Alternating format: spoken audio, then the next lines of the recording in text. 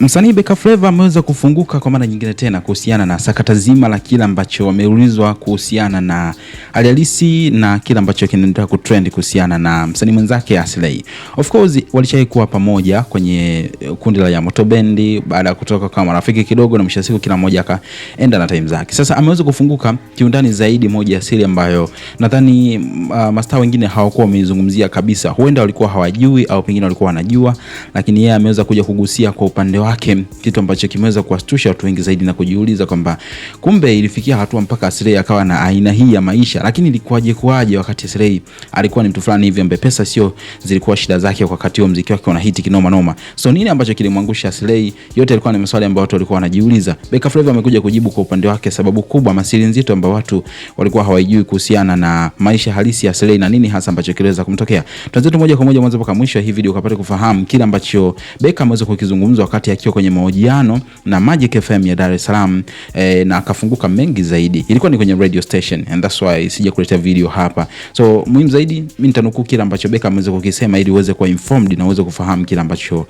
kilikuwa kinamkuta Aslay. Lakini yote kwa yote naomba nikukumbushe mdau wangu, kama ni mmoja wa shabiki mzuri sana wa info kama hizi na unatamani kupata habari juu ya kile ambacho kilikuwa kinaendelea, basi swala ni moja, tuonyeshe upendo kwa kubonyeza neno subscribe hapo chini ya hii video. Baada hapo like video, kisha kwenye sehemu ya comment utakuja kuniachia maoni yako kutokana na kile ambacho utakuwa umeweza kukitazama katika hii video. Mimi naitwa Gabby Official na hii ni Bongo Vibe, channel namba 1 kwa ajili ya kuhakikisha kwamba updates zote kuhusiana na trending issues basi ninakuwa nakuletea kwa wakati sahihi. Sasa tuanze moja kwa moja mwanzo mpaka mwisho. Kama ambavyo tunafahamu ni kwamba kuna mengi yamekuwa yakizungumzwa kuhusiana na maisha halisi ya Aslay sasa hivi na kila ambacho kimekuwa kikitrend. Licha kwamba mengi yamesemwa kwamba huyu anasema alilogwa, wengine wanasema kwamba kafara aliyomtoa mama yake ndio imesababisha hayo yote yanatokea, lakini Beka Flavor amekuja kuzungumza hali halisi ya moja ya maisha magumu zaidi ambayo Aslay ameyapitia katika kipindi cha hivi karibuni, ingawaje kila alivyojaribu kutafuta namna ya kuweza kuhakikisha kwamba anajenga na ukaribu naye ili mwisho siku aweze kufahamu sababu ni nini, Aslay bado alizidi kuonekana kwa kasiri yake.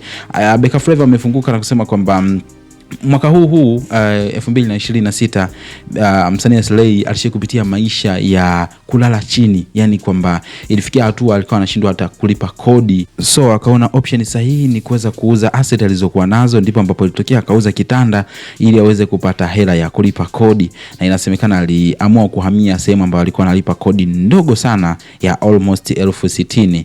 Alikuwa anazungumza Beka Flavor hivyo na kusema kwamba maisha yalikuwa yamempiga sana, na alipojaribu kuuliza Aslay kwamba kwani nini hasa ambacho kilikuwa kimetokea kwa upande wake, lakini Aslay alisema kwamba ni maisha tu na kuna baadhi ya watu ambao wamepelekea hayo mambo kuweza kutokea, lakini haiko tayari kuweka wazi. So imagine msanii kama Aslay analala chini, na kitu ambacho wengi ukiwaambia lazima watashtuka na kuona kwamba ni kama vile uongo. Kuamini inakuwa ni noma, kwa sababu tunafahamu ustali unao Aslay na vitu kama hivyo, kwamba inawezekanaje kweli mtu akafikia hatua ya maisha yake kubadilika na kuwa ya hali ya chini kiasi hiki. Lakini yote kwa yote Beka ameweza kutusanua kwenye moja kipindi ambacho alikuwa anafanyiwa interview ndani ya Magic FM Radio, na alipouliza swali kuhusiana na kwamba sasa hivi ukaribu wake na Aslay ukoje, akasema kwamba tangu alivyoona Aslay amekuwa ni mtu fulani hivyo mambo yake sana, alikuwa hapokei hata simu zake, ni almost mwezi mmoja hawajawasiliana kabisa mpaka sasa hivi, na anasema kwamba hajui nini hasa ambacho kimemkuta, kwa sababu hata hiyo video ambayo ina trend yeye mwenyewe anaiona kwenye mitandao ya kijamii, lakini haoni kama ni ajabu kwa sababu tayari alishakuwa anajua aina ya maisha ambayo Aslay alikuwa anapitia.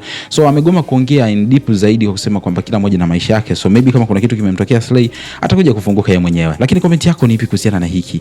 Yawezekana kukaa kuna sintofahamu na maisha magumu zaidi ambayo Aslay anapitia sasa hivi bila watu kujua. Lakini comment yako ni ipi? Tuambie kwenye sehemu ya maoni hapo, lakini usisahau kusubscribe kwa sababu kuna vingi zaidi ambavyo nitakuwa nakuletea hapa, uwe wa kwanza kabisa kuweza kuzipata na kuelewa nini hasa ambacho kitakuwa kinaendelea. Mimi naitwa Gabby Official na hii ni Bongo Vibe. Mpaka wakati mwingine, bye bye.